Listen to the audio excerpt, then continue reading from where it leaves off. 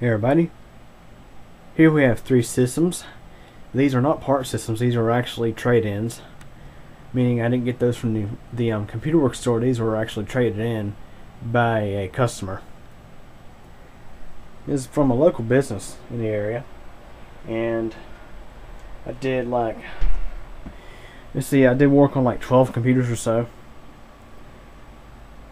So they had these extras packed away, never used them anymore,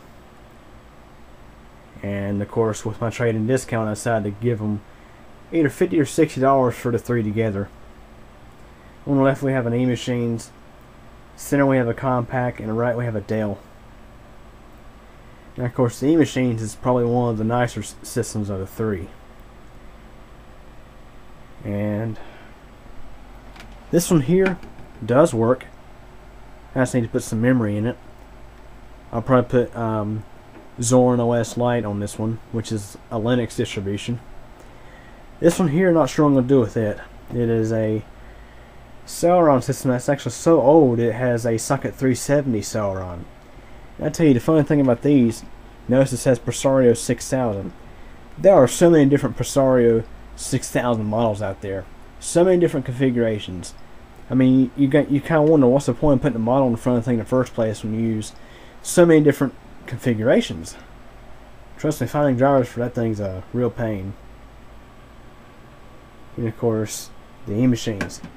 This one here is deemed as Vista capable because it has like 512 megs of RAM, which is really not enough for Vista. With that being stated, let's go and have a look inside these. Now here's a look inside the Dell, and this thing is filthy. Look at all that dust. This computer came from the same place that I did the Onsite Computer Cleanout at. So if you've seen that video, you get an idea. These computers never shut off when they're up there. They stay running all the time. And they don't get cleaned regularly either, so the dust just builds up and builds up and builds up. And of course, even though this thing is a piece of crap, as old as it is, it actually had 2 gigs of RAM in it, which I used in a system at that place to upgrade. They had an E-Machine system that only had like 512 megs of RAM, and I was getting ready to put Windows 7 on it, and it needed more memory. Had to replace the motherboard too. But anyways, used the memory out of this thing, so it currently has no RAM installed. Has a 40 gig hard drive, and I think either probably a DVD-ROM or no, just a crappy CD-ROM drive. See, this thing definitely is a piece of crap. It was very slow too. Probably hasn't had Windows reinstalled ever. Power supply is probably a 200 watt. Seeing that's a Celeron. No, it's a 250. It's funny with Dell, some of these Celeron Dimension systems had 200 watt power supplies in them. Now I'm not going to start this one up because of course there's no memory, and I know it works. Now the funny thing is, even though this thing is quite old, it actually has a SATA hookup. Isn't that something? Man, this thing's not so crappy after all. So anyways, again, put the cover back on. I'll be definitely featuring this system in a clean out video. We'll like to see that dust fly. Now let's go and look at the Compaq. Okay, here's a look inside the Compaq. As I mentioned, it's a Socket 370. This thing is quite old. I think it may actually have a Tulatin Celeron, which is kind of a rare chip. I mean, most of the Pentium 3s were on the Socket 370, were actually copper mines. They look kind of like Athlon XPs, had the die in the center. But Intel actually released a newer version of that chip based on a new core called Tulatin.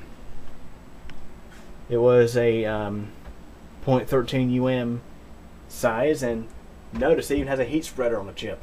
That's what one looks like right there. Now, I don't know for sure if this is a Tulatin or if it's just an old-fashioned copper mine, but I figure we're going to plug this one in and see if it works. There's your probably about 200 watt power supply. It's funny, they could have easily fit one of the bigger power supplies in this one. This is the kind of power supply they normally put in the real slim systems that are like, you know, slim from front to, from front to back. So it's really like a either 195 watt or 200 watts, something like that. Not very much, but enough for this system here. So what is that's going to plug up and see if it works. I'm curious to know what the specs on it. Okay, it's all plugged in, and let's see if it works.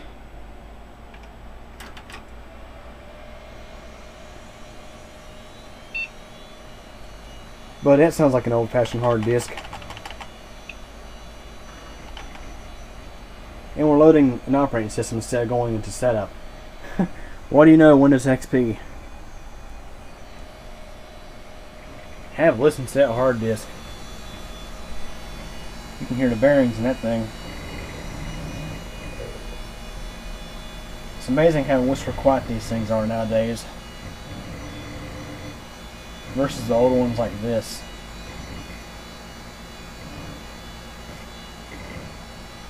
See if it successfully gets into Windows.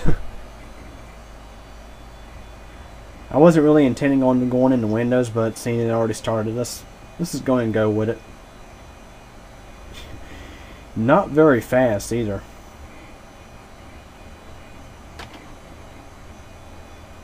Yeah, there's a familiar background.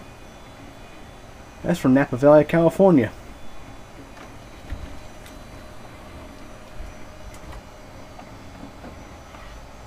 Yeah, this thing's definitely taking a while to get going.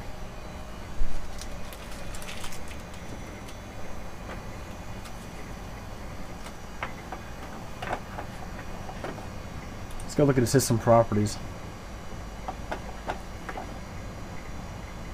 And what do you know, the system time is correct. All of that time has been sitting unplugged. The CMOS battery is still good.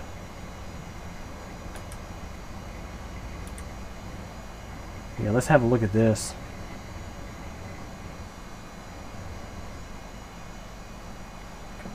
Yes, it's a Tulatin core Celeron, 1.4 gig. I guess it hasn't been too long since this thing's been taken out of service. It has Service Pack 3 installed. Yeah, I could see a system like this possibly running Zorin OS Lite. Let's see what the graphics adapter is capable of doing. Obviously on these older machines it's not much.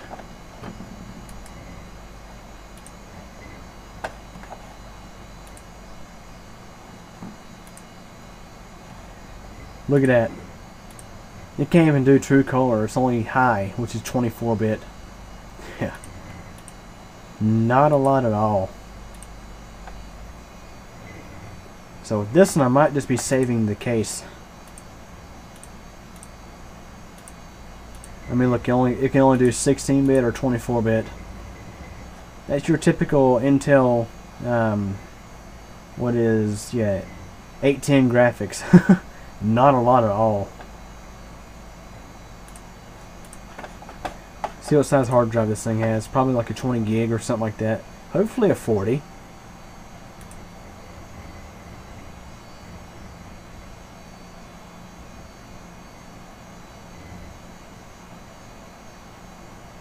Yeah, this thing definitely takes a while.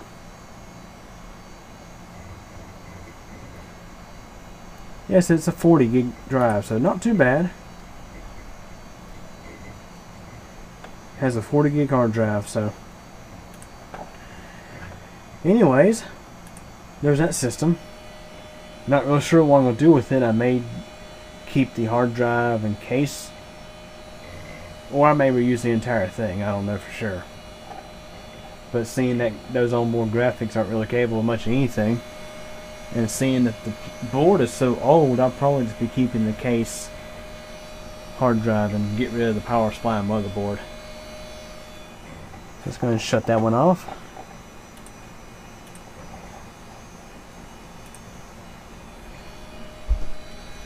And then we'll look at the E-machine system.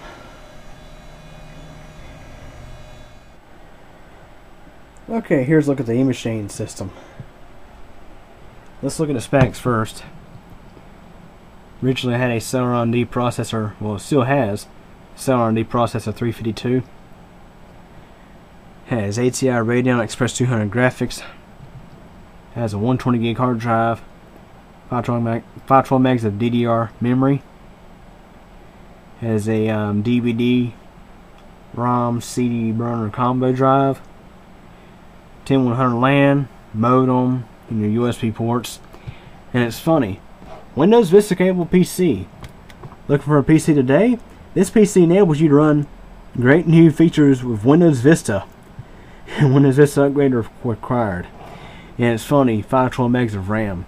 I tell you, Microsoft didn't do a very good job of specifying what was Vista capable and what was not. Because in all reality, for Windows Vista to run decent on 32-bit, you need a minimum of 2 gigs of RAM. I mean, unless you want to run like crap. But notice, dead. That's not a good sign. Here's a look at the ports and everything.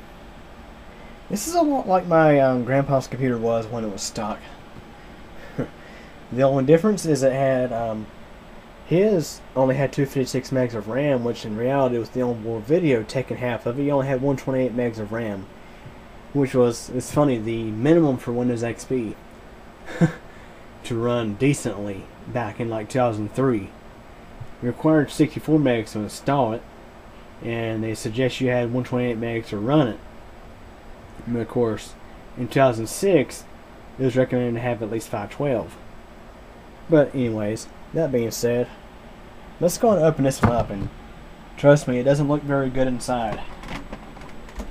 You'll clearly see why it has the dead sticker on, the dead written on top of it. Which is something that I can probably repair. Nothing a soldering iron can't fix.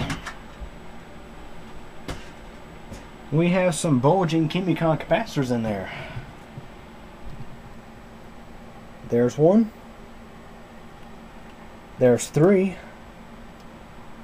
And there's another one right behind the plug there. Talk about some stability problems. Now let's see if this thing... Yes, this thing has had the memory upgraded. Now have a look here. Look at the sticker RAM that was installed in it.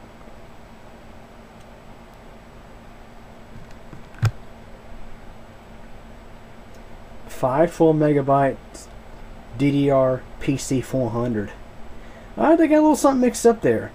It's PC 3200 DDR 400, not PC 400. But yeah, this is your generic sticker RAM. I got a sticker that looks just like this somewhere, and I'm not sure if it works. Anyways, there's the stock memory. I'm going to pull it out to show you. I'll reinstall that RAM to test this thing, see if it's any good. PC 3200, see? That's the proper way to label it. PC 3200.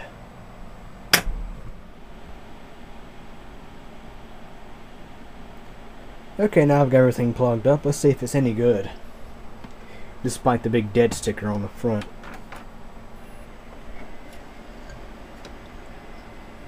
There's one problem right away. CPU fan is locked up, so we're going to be limited here. It does power on. And there's your BIOS. We got to make this quick.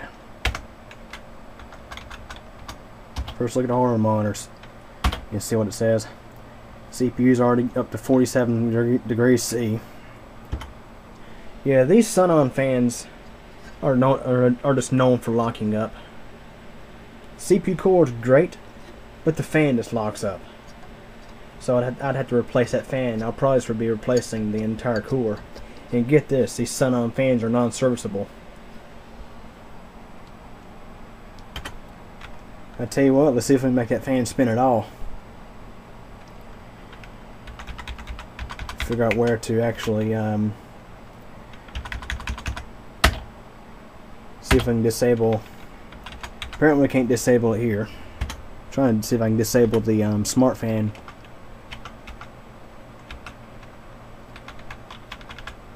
These things usually allow you to do that.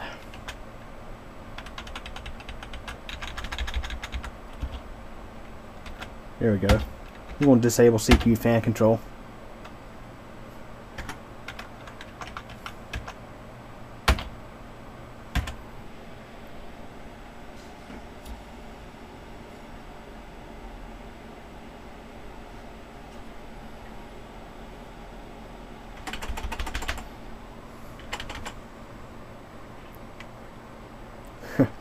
Apparently that thing is so seized that it can't even spin with full power going to it. It's a PWM control fan. And we still got a little bit of time left. So apparently what has happened here is the CPU fan is seized and the system will overheat after a given amount of time. So I can't go into Windows on this thing. Thing does have a 120 gig hard drive and DVD-ROM CD burner combo, like I probably mentioned before.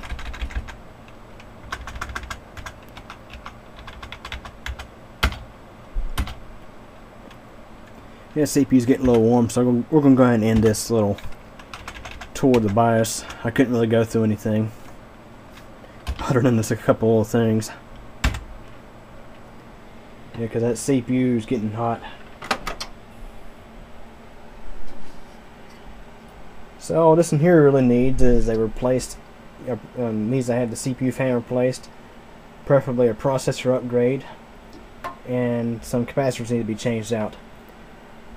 So surprisingly, all three systems work. I never did test the Dell, but that's because there was no RAM installed, and I know it works. So anyways,